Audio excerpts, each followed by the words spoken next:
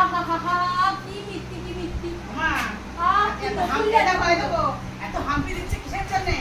বুঝতে তোমাকে নকুল দানার মতো মিষ্টি আরে ওর তোজোর জন্য বাতাসার মতো মিষ্টি তোজোর জন্য পাপা টক দই এনে রেখেছে, সেটা খাবে বলে ছোট দিদি একটু কত আদর। দিচ্ছে তাহলে আমি ঘুষ খাই না বলে দাও।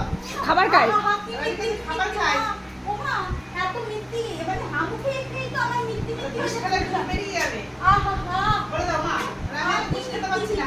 ওমা তুমি কি খেয়েছিলে এত মিষ্টি মেয়েটা হ্যাঁ কি মিষ্টি তুমি বলো আহা বলবা তো। বলছি যতই আমাকে আদর আদলাত করিস আমি তোকে কি বলে টক দই খেতে দেবো না। তুই এত কথা বলতে যাবে বল।